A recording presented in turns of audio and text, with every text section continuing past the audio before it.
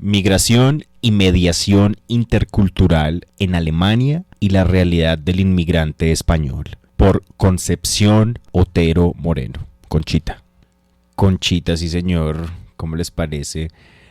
En un canal que se llame Traductología, el único canal, podcast, contenido de internet, o sea, digamos es el tema ahí de la nomenclatura, no importa. Digamos que un lugar del internet que se llame Traductología, como este, ¿sí?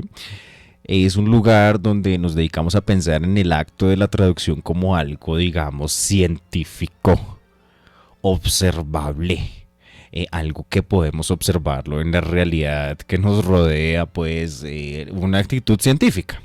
Es una actitud científica alrededor del acto de traducir. Tienes una idea de una lengua y la quieres en otra. O tienes una idea en otra lengua y la quieres en una. Y así, tienes una idea en tu lengua materna y la quieres en inglés. O tienes una idea en inglés y la quieres en alemán. O así. O sea, como ese tema de lingüística y semántica contrastiva. Pues todo eso es muy importante en el tema de estudios de traducción y traductología. Lo dice la misma Conchita. O sea, Conchita Otero es una profesora de la Universidad de Hildesheim, Stiftung Universität Hildesheim. Es una profesora del Instituto de Comunicación y Traducción de la Universidad de Hildesheim.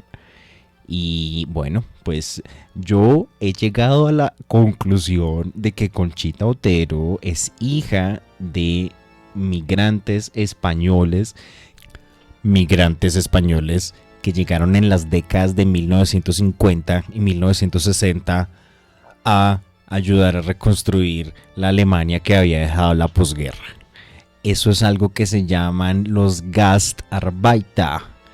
La palabra Arbeiter en alemán quiere decir trabajador, obrero, y la palabra Gast quiere decir invitado, huésped.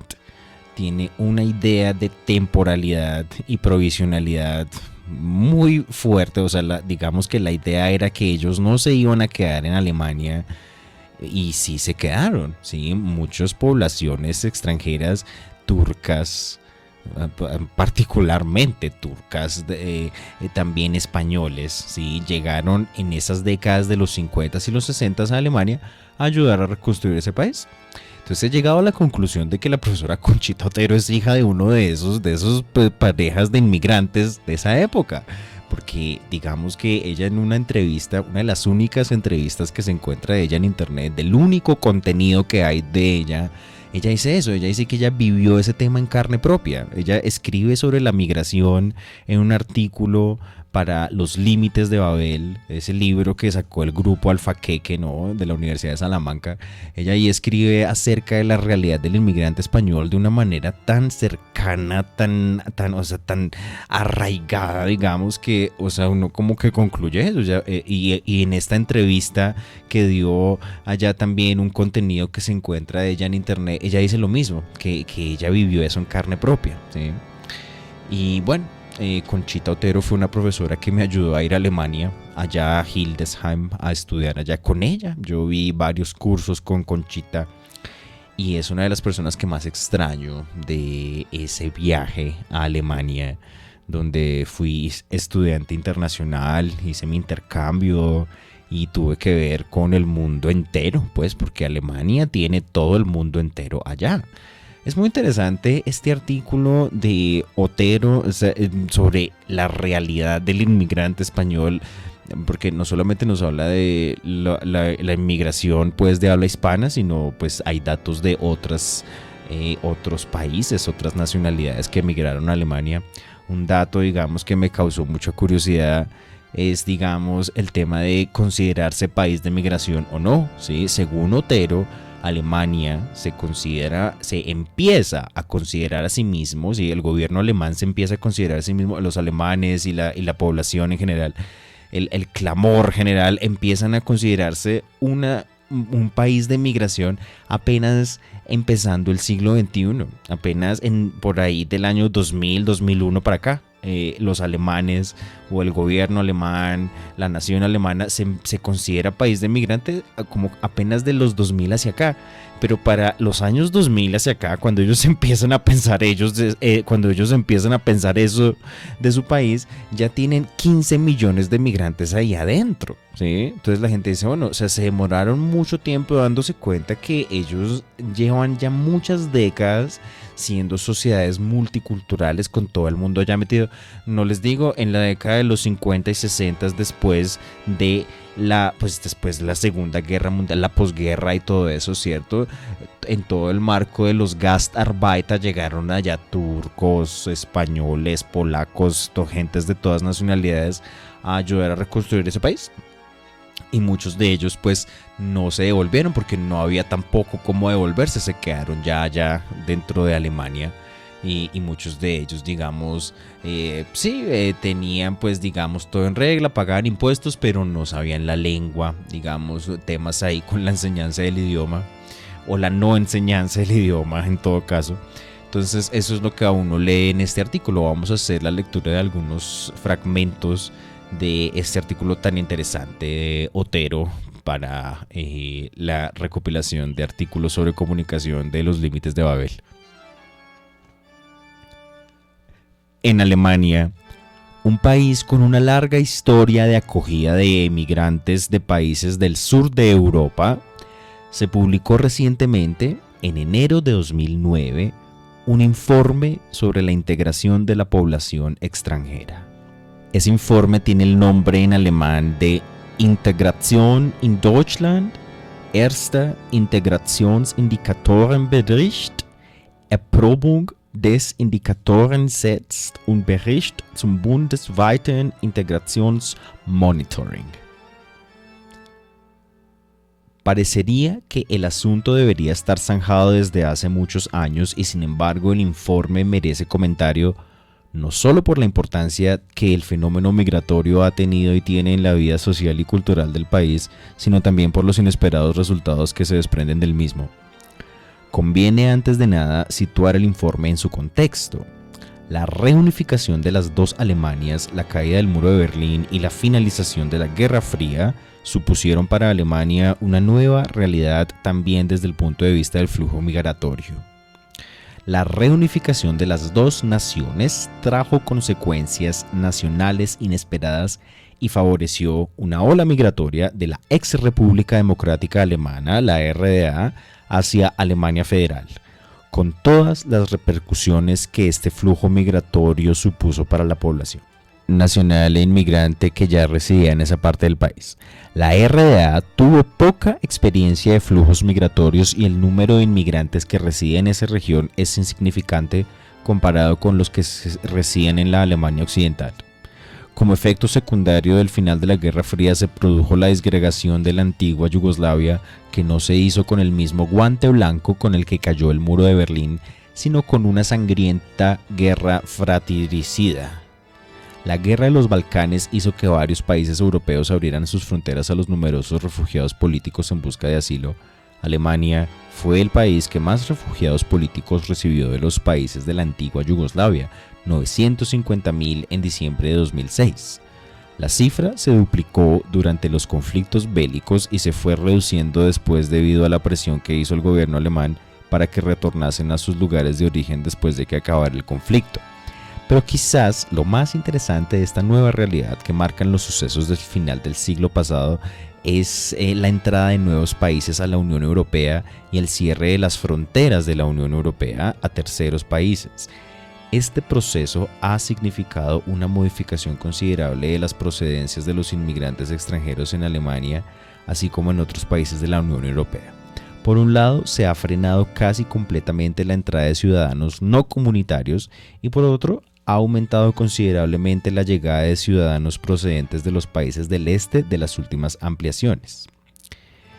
Eso explica que, pese al escaso tiempo que lleva en vigor para esos países la libre circulación de trabajadores, actualmente residen en Alemania cerca de 400.000 polacos, unos 100.000 rumanos y cerca de 200.000 rusos. Para entender mejor el alcance de dicho informe, es importante tener en cuenta que Alemania decide considerarse país de inmigrantes, o en alemán Einwanderungsland, solo en el año 2001. a pesar de tener entonces una población superior a los 15,3 millones de ciudadanos de origen extranjero. Hasta entonces Alemania había intentado negar hasta la saciedad que fuera un país de inmigración y que albergaba una sociedad multiétnica, quizá como reflejo de la idea divulgada antes de la Segunda Guerra Mundial y durante ella de que la mezcla de razas distintas a la aria podría tener repercusiones importantes en su cultura. La propia legislación, incluidas las leyes de extranjería, consideraban que solo podían ser alemanes aquellos que mediante el Ius Sanguis demostraran su pertenencia al pueblo alemán. Por fortuna, a principios del decenio de 1990 se abrió paso en la legislación el derecho a ser alemán también en virtud del Ius Solis. Bien, esto merece un comentario porque es muy interesante el tema del ius, ¿no? La palabra latina ius quiere decir derecho. Entonces, aquí Conchita Otero nos habla, por ejemplo, de que los alemanes consideraban que uno era alemán en virtud de haber nacido de dos alemanes, digamos. O sea, si usted era, digamos, hijo de un alemán y una colombiana, paila. O sea, digamos que, Alemania no lo hubiera considerado usted alemán, así uno de sus padres hubiera sido alemán, ¿sí? Eso es lo que se llama el Ius Sanguis, que es el derecho por sangre, ¿sí? Que si son dos padres alemanes, entonces eso se considera alemán, ¿sí? Ahora dice que a partir de los años 90 en adelante se empieza a considerar que también se es alemán en virtud de haber nacido allá. Pero para los años 90 ya estos Gastarbeiter de los que hemos hablado ya llevaban 40 años allá, ¿sí? Y ya habían nacido segundas, terceras generaciones que no se podían considerar alemanas en virtud del Ius Sanguis. Como eran hijos de dos turcos migrantes, pues nacieron allá en Alemania, pero el país de Alemania les dice, ustedes no son alemanes.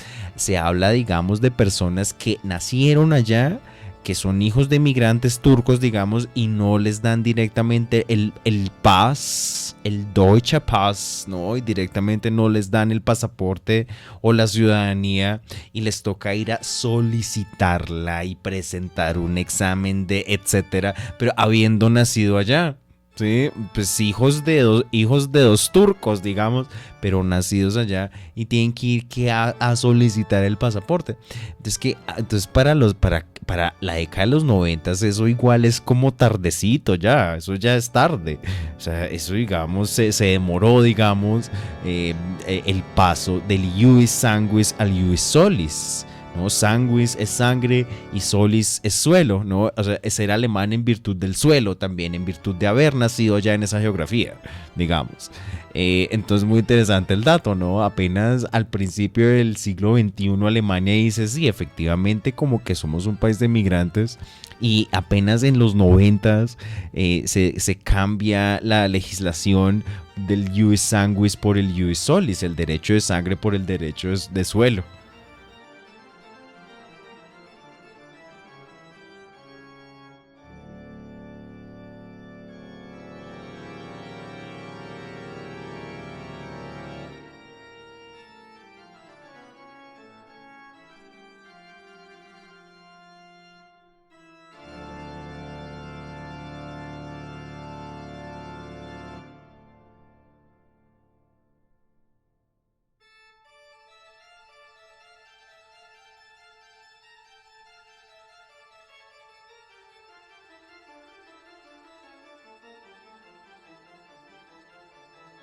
Este concepto de nacionalidad según la sangre fue producto de la lectura que hicieron los alemanes de su política migratoria del último medio siglo.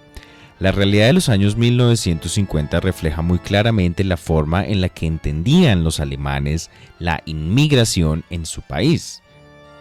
Cuando a mediados y finales de los años 1950 el gobierno alemán buscó mano de obra para cubrir el enorme déficit que existía en su mercado laboral, acuñó el término de Gastarbeiter, trabajador, huésped o invitado, que tiene una fuerte connotación semántica de temporalidad y provisionalidad. Es decir, mientras durara la necesidad de empleados que había generado el llamado milagro económico alemán. Así se firmaron los convenios que permitieron la llegada a Alemania de mano de obra procedente de diferentes países europeos y del norte de África.